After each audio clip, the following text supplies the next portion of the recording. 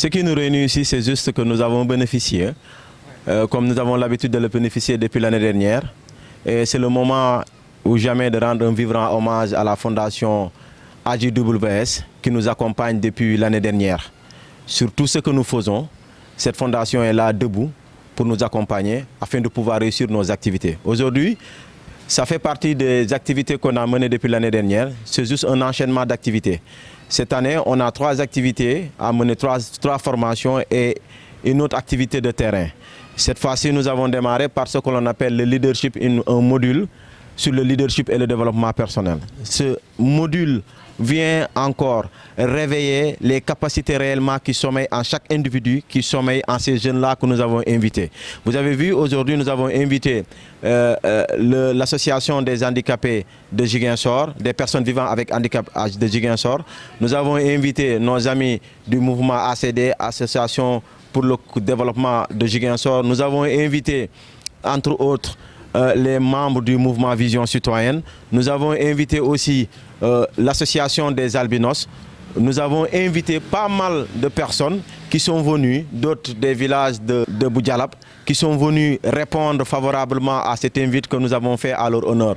Justement pour leur éveiller, pour éveiller leur conscience, pour leur permettre aussi d'éveiller des capacités qui sont en eux. Quand vous parlez de développement personnel, nous pensons que l'État du Sénégal même devrait saisir cette opportunité afin de pouvoir capaciter les jeunes Sénégalais pour que chaque jeune puisse savoir ce qui sommeille en lui. Parce qu'il y a des cartes qui se disent il m'est impossible de savoir ce que je peux si j'ignore qui suis-je. Donc en question de développement personnel, en question de leadership, il est temps et on vous montre ce qui est en vous, ce que vous êtes capable de faire. On réveille vos capacités, vos compétences, ce qui est votre capacité, ce dont vous êtes capable de faire, ce qui est en votre capacité, ce qui est à votre possession d'ailleurs. C'est ce qui fait que nous pensons que le moment est venu pour capaciter. Et je vois que beaucoup d'organisations sont en train de faire, mais nous pensons que c'est minime par rapport à ce que les gens peuvent faire.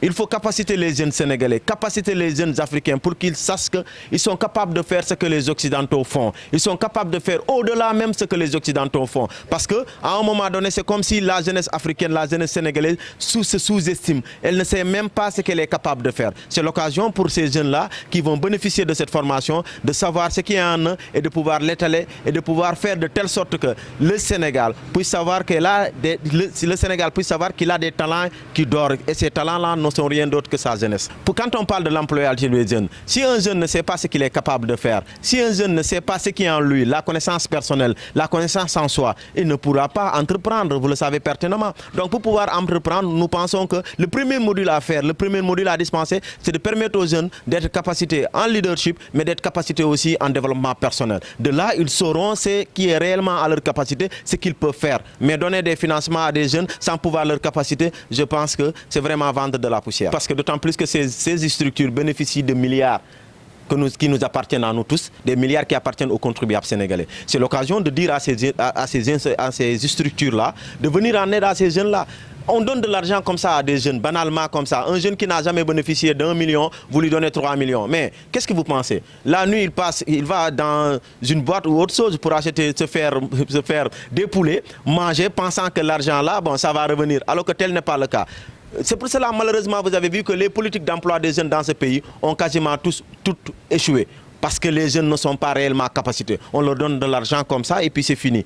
Nous pensons que ces structures-là devraient au minimum faire capaciter les jeunes aussi bien en développement personnel, aussi bien en leadership, aussi bien en entrepreneuriat. C'est pour que ces jeunes-là qui bénéficient de ces fonds puissent savoir que c'est des fonds qui appartiennent aux Sénégalais et c'est des fonds qui sont remboursables. Et de là, ils vont mettre l'énergie nécessaire parce qu'ils ont déjà été capacités.